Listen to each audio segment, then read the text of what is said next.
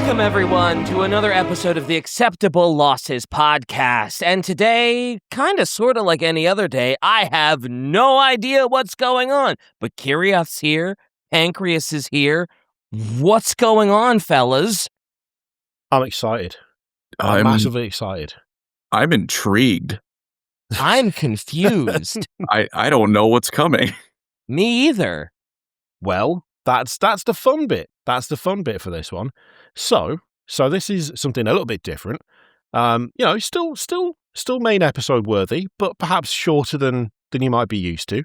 Obviously, the usual stuff applies. If you want to support us on Patreon, patreon.com/acceptablelosses, and you get episodes early, you get exclusive episodes, all of that. This is something that me and Possum have been working on, and it's a bit of a surprise for everyone but us. So, today, we are going to be heading into the dark world of a post-apocalyptic Britain and the terrifying denizens that lurk within in the form of a TV series that never actually made it to air. Now, DK, if you're immediately thinking, that sounds a bit like Threads. That does sound a bit like Threads. I have both good and bad news for you. Oh, Good no. in that it's not Threads.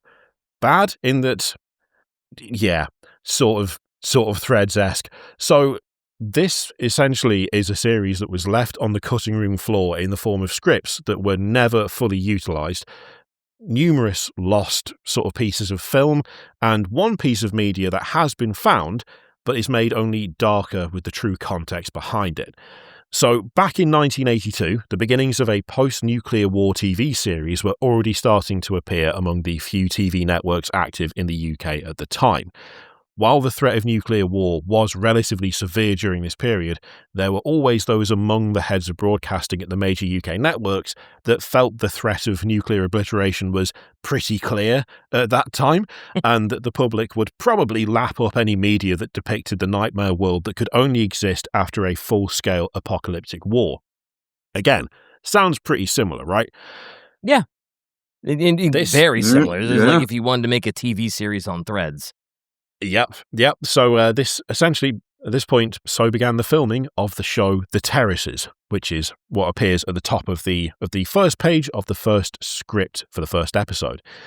The Terraces was set in a region of England that remained unspecific in the script itself, while some of the pronunciation within the main character's vocabulary was close to a southern English accent. The overall feel was that of a northern inhabitant, somewhere between Northampton and Nottingham, it sort of suggests. Though stage instructions were clear, the men in the show were to properly represent the working class of the United Kingdom without being biased towards one region or another. Sort of reads like a bit of studio interference in a way, or like network interference of scribbled notes and the like. The Terraces was a show, I should be saying show, shouldn't I, that revolved around a family living in a vague area of the UK that nonetheless was familiar to a good chunk of the population, especially those crammed into the Victorian housing of the major cities. The series would show the everyday existence of these civilians in a landscape altered by the most violent outcome of the Cold War, a thin veneer of recognisable society disguising a horrifying truth. The UK had become a barbarous state where the rule of law was wholly absent and the people left to fend for themselves. Again, similarities, similarities. Yeah, that sucks. That's... that's, especially after, so we just came off doing the Fallout 76 one, and boy, we're back into just horrible. Yeah, the more things change, the more they stay the same. Yeah. War never changes. Oh, wrong one, sorry. If I was more clever, I'd have gone for that, but I'm not. The important thing is we get there in the end. That's the main thing. In researching this, Possum and myself have reason to believe that a good chunk of the script for this cancelled series was written by Mick Jackson, Barry Hines, and an otherwise unknown playwright by the name of Michael Henry Partridge. So Mick Jackson would go on to write the 1984 TV film Threads, which we've covered in a Patreon-only episode already. And if you follow the Patreon, then you get access to that episode. His credentials are pretty long, with Threads, LA Story, Volcano, and The Bodyguard being amongst the most notable. The Bodyguard, like the popular '90s movie. The Bodyguard. Yep. What's her face? Anyway, yeah, Whitney. I know the movie you're talking about. Whitney Houston. Yes. Yeah. Crazy resume. And yeah. Threads was set in Sheffield, as we know, and Barry Hines, the other co-writer, was known for writing not just that film, but a screenplay called Kes that also took place in Yorkshire, leaving some to speculate that The Terraces is in fact set in Sheffield as well.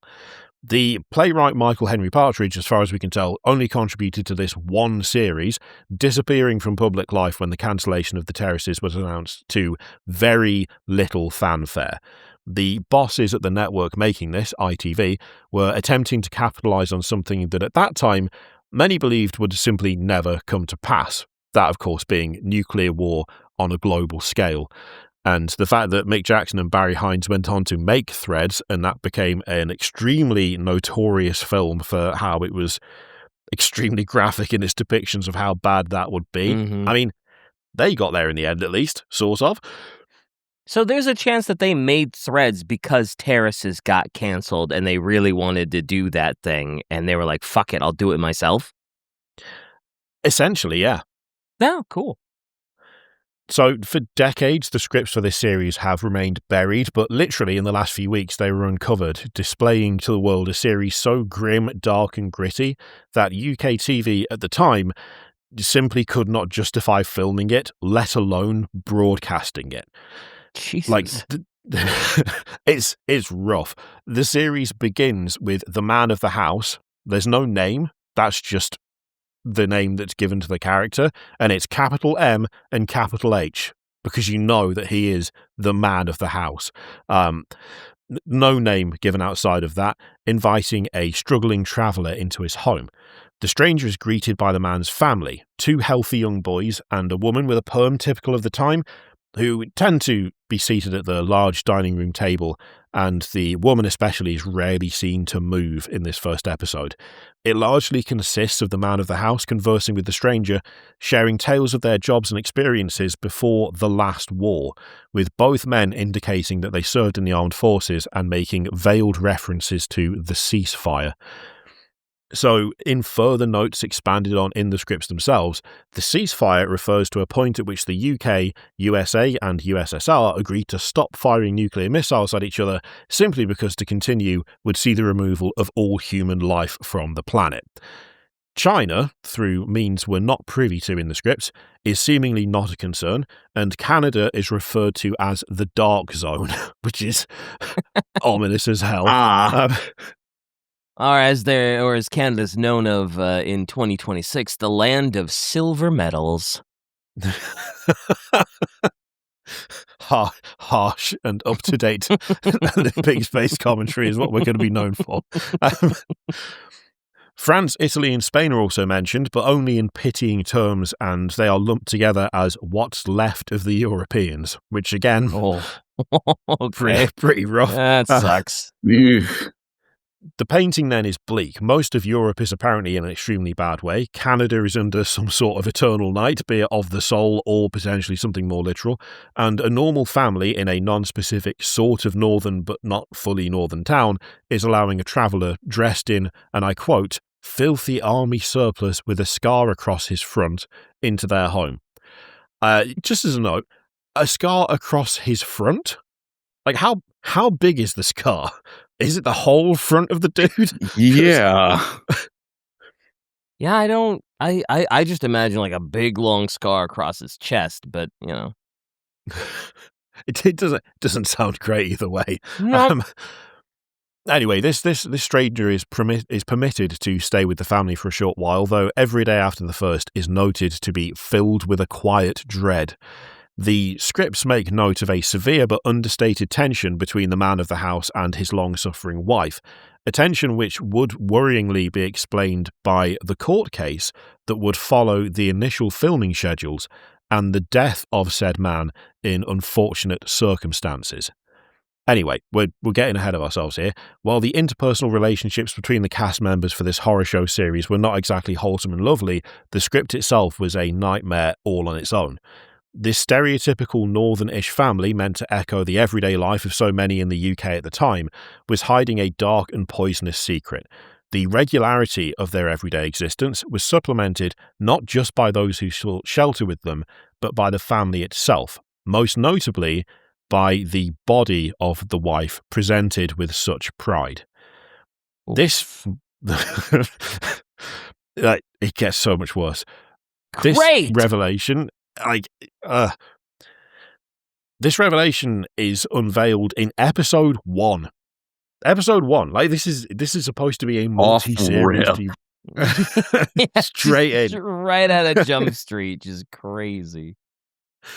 This was supposed to be a multi-series TV show, and the first series was supposed to be 6 episodes long, and the very first episode had this revealed to be cannibal family eating their own mum/wife. What the fuck?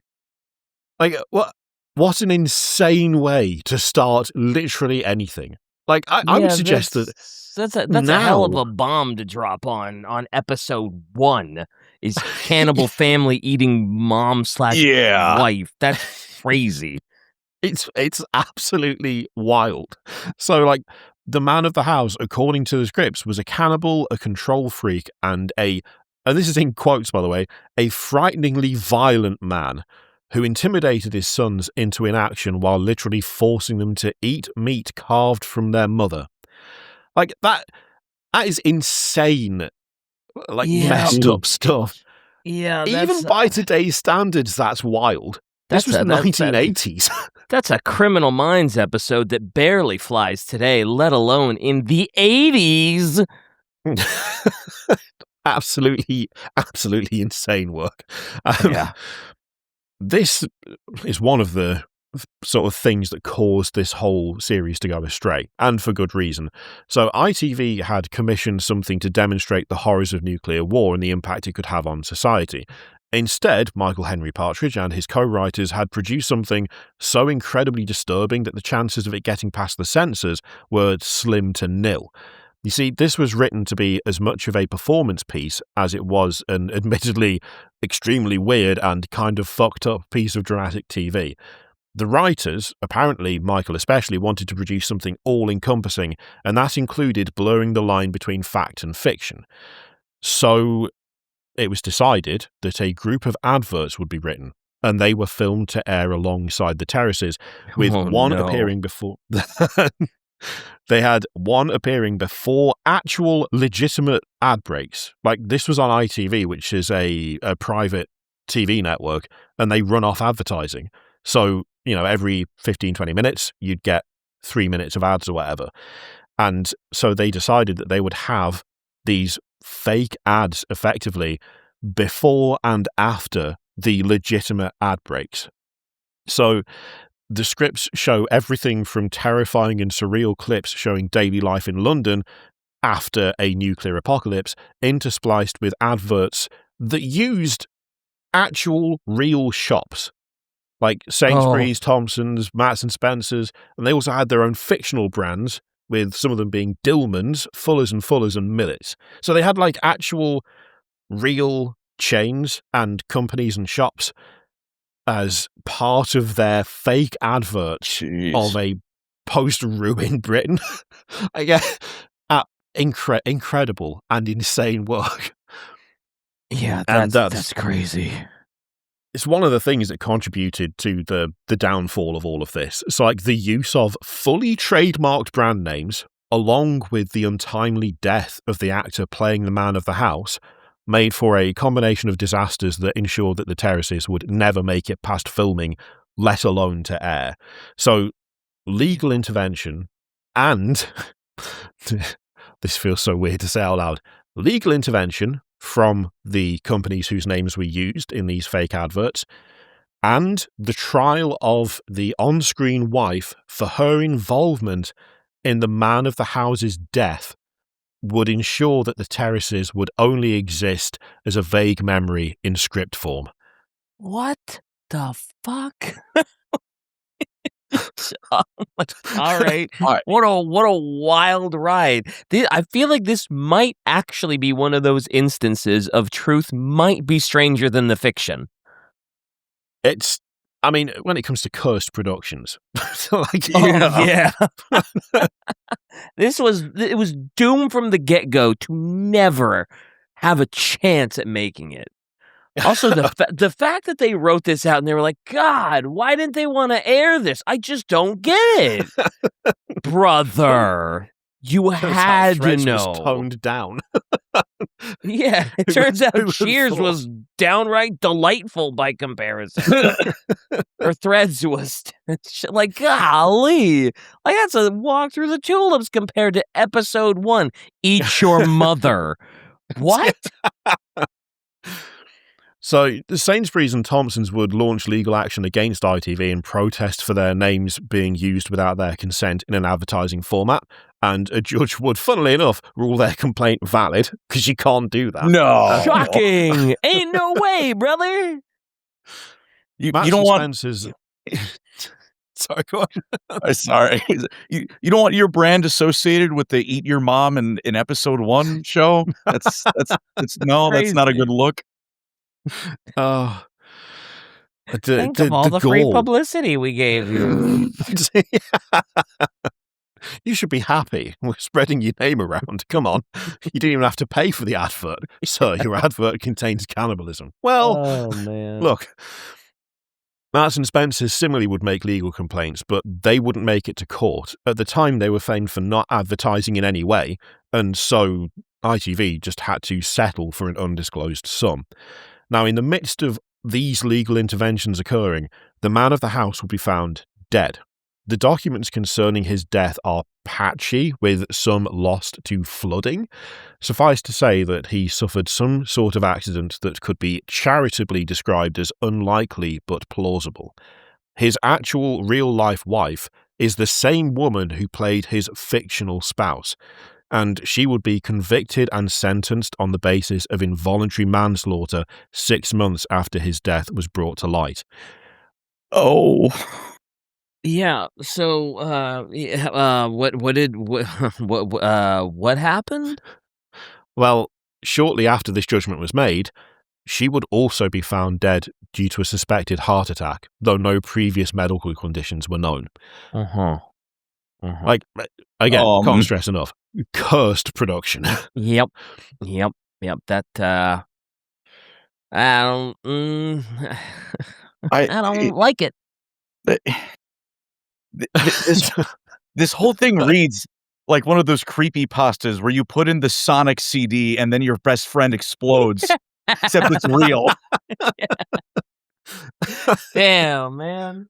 So, gosh, isn't that what cyanide pills do essentially? Like whenever there's a spy movie and they've got the false tooth and they get captured and they just they crunch down on it. Isn't that essentially what a cyanide pill will do? Will fake allegedly. I don't want to say not fake a heart attack because you die, but like, isn't that essentially what they paint those weird little teeth pills for?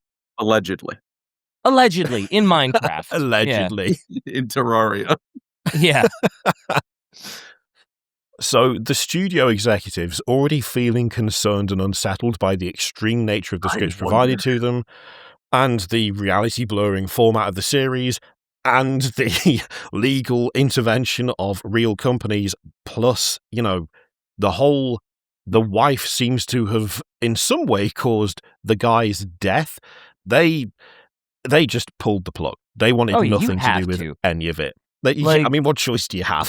Even if you can somehow get past like the legal stuff, and even if there was nothing nefarious about the husband and the wife, both of them dying is like, all right, this is just nope.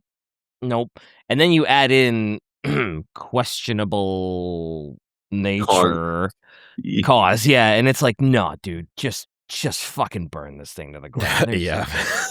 I would like nothing to do with this, please. Thank you very much. Yep. So by the time they got rid of all of this, only one thing had been recorded and edited. and it would survive and end up being used as a commercial that would actually see the light of day.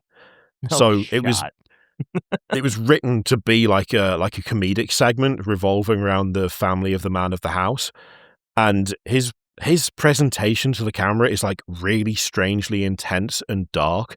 Lots of like eye contact with the camera, aggressive vocals, and while his children kind of speak a little bit, the wife doesn't say a word, and the camera placement is significant. Isn't this a commercial that gets memed on all the time? I think I've seen this one, and it's really, really awkward. Don't worry, we're going to get to it. We're going to get there. So, I think I've seen this. It's creepy. It really is. This advert was to tie into the plot point of the first episode of the Terraces. So a guest had been marked as being healthy, and the man of the house wanted the guest to, grace the table, so to speak, with a bit of leg meat, and the guest escaped, and he took it out on the wife. And like this dark and kind of terrifying advert was shot first before anything else in the series. Then it just sat on a shelf for well over a year. Like, they shot this before the disaster stuff happened. Then it just sat there. No one touched it, and it was just like left. It ended up being bought via auction, and someone then sent it having, like, the idea was effectively, here's a bunch of tape, we're going to wipe it, use it for something else. It was bought by a lower production company. I think it was mentioned it's something like a starting company, so they weren't around for very long, and they were essentially buying up old stock, buying up old equipment as a way to get into the industry proper. And they found this reel that had just been sat on a shelf in 1984. That company then sent it to the British Farmers Association, which is mentioned by name, but in a very specific way at the end of the ad. The British Farmers Association simply spliced the end of this film with a more upbeat and chirpy version of what was already on there. What was already on there made specific reference to effectively eating a person, but the rest of the footage wasn't that clear cut, so they simply took this advert, chopped off the end, and put their own end to it. Now, that literally got shown in 1984 as a legitimate advert when there's no context given when it's shown, but as to where it's come from, why it was made, it was just shown as a specific advert. And this is the same year. It's shown in the same year that BBC Two aired Threads, which is such a weird, crazy, such a weird link. I actually have that right here. So I'll put it into Discord, and then if we all hit play at the same time. So if I do a little countdown, 3, all right, 2, 1, play. Got what it takes, my wife. Got friends round. Got roast pork for lunch. Plenty of taste, British folk. Real value for money. Fred's got plenty. Arthur's got plenty. We've all got plenty. Plenty to go round. My wife's got what it takes. British pork. What's it got? It's got the lot. Got pork for lunch on Sunday? God, this is the one I was thinking of. That was the one I was thinking it was. And I hate to see it again. That got memed on a lot. I don't remember if it was like 3 or 4 years ago. That commercial was making the rounds, and everybody was like, "Look at this fucking creepy British commercial. The fuck is wrong with these guys?" Little did we know the backstory. Yeah. Little did I know I would find out the shocking origins of said creepy commercial. Oh boy. So yeah. Here we are talking about a failed series and a weird advert literally over 40 years later. As we can see, creepy as hell. The only sort of like shining light amidst all of this is that almost none of what I said was true, and I'm going to be putting this out on the channel on April 1st. I will find you, Kyrios. I am looking for direct flights Now, to be London. To be fair, And Mick Jackson and Barry Hines did write threads. That's true.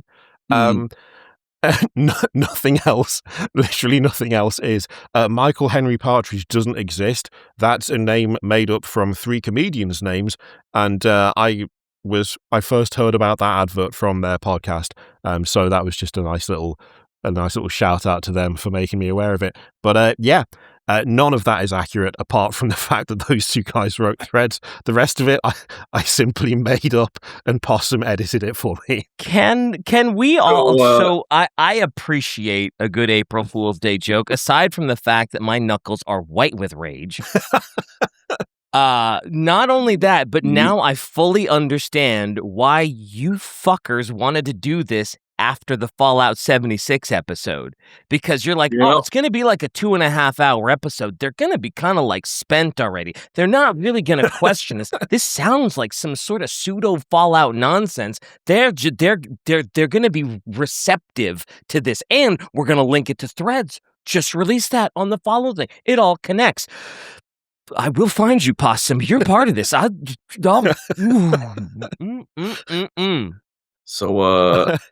DK, you want to go make our own podcast? Yeah.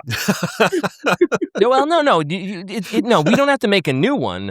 We just suddenly only have 2 people on this one from now on. What happened? And we're now accepting applications for a new researcher. Look, it'll be the first April 1st we've ever had, so I thought we'd do something special. That was pretty good. That was, and fully believable too. The egg is on my face. Also, with the creepy commercial too, I fully believed. I was like, oh yeah, I could totally see that being like some sort of like a strange advert for what would have been a show about cannibalism.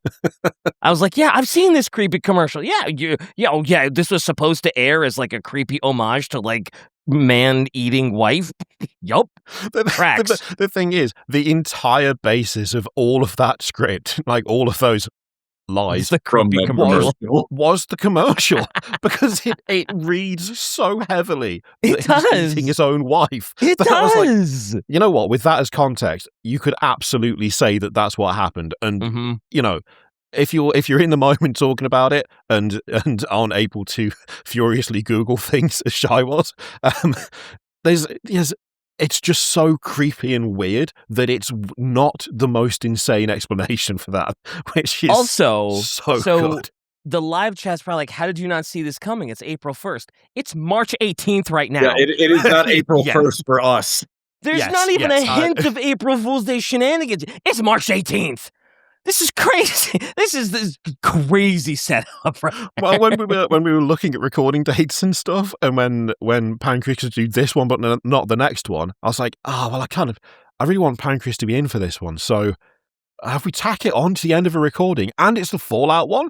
Oh, that's got to be the date. But I do accept that it is several weeks early. So crazy. I'm glad I was wanted for this, so I could be.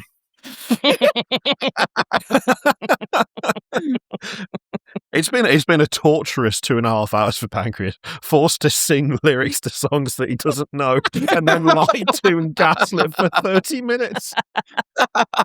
Man, Pancreas has never come back. He's like, wipe my face off of every episode. I'm done with you. Erase me. I gotta up the ante, so I think I'm gonna, I'll record something on April 1st, and I think I'm just gonna get a soundboard of a gunshot and then mute my mic for the rest of the day. Oh, Shy has been having a conversation with Possum, like, so we're recording the secret script right now, and how convenient, there's literally nothing about this on the internet. You have first-hand info, I see. Shy was onto it, because Shy was Googling, like, oh yeah, I want to find some picture of this, I want to find some context to this is all crazy, and it's like, why is there nothing? So Shy was couldn't- probably onto this much sooner I could than not we think were, of a way you know. to be like, Shy, don't get pictures for this. There aren't any. Because it would just be like, what the fuck are you talking about? Absolutely not. So, It's blank. Well, apparently, happy April Fool's Day, everyone. Coming to you live from March 18th. yeah. It's the best way to pull an April Fool's prank, to record it the month not before. April. It's not April Fool. This is a March 18th day prank. Oh god. Anyway, my hat's off to you. That's pretty fucking good. You sufficiently got me. I was I have been convinced got. this was real. Yep. Now, that we being did- the case, since you did all that, you have to do all of the outro. Oh no. Okay. Well, firstly, Pancreas, do you want to shout yourself out?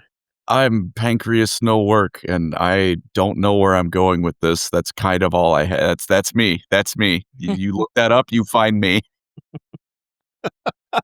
Also, that is just my Xbox gamer tag, but I will ignore your friend request. Hell yeah. It's important to set boundaries. I was going to say, DK, do you want to shout yourself out? But you're here, and you do this and the other podcast we do. Yep. Which, I mean, you can if you want to. If people don't know, they might not know. You stream on Twitch? I That's feel true. like if you're here, you know about the other one, and it's also I guess I do Twitch, but that's the same name. You know how to Nice find and people. easy. Right. Thank you very much for listening, everyone, and those of you who got it early and stuck it out all the way through just to hear the conclusion. I salute you, and if you got fooled by it, I'm glad. I've spent too much time on writing that, more time than I should have done. So if it was at least entertaining, I'm happy. I wanted to know, like, when the moment you said, and by the way, it's an April 1st, like, I just looked at my screen for a minute. I was just like, did I mishear that? Is Discord fucking me over again? No, it wasn't. It wasn't. The passage of time has made it so that you missed the last week, 2 weeks almost. Yeah, that's just how long the Fallout episode took. You'll notice. All right, see you next week for something that's hopefully true, Kirioth. If that's even your real name.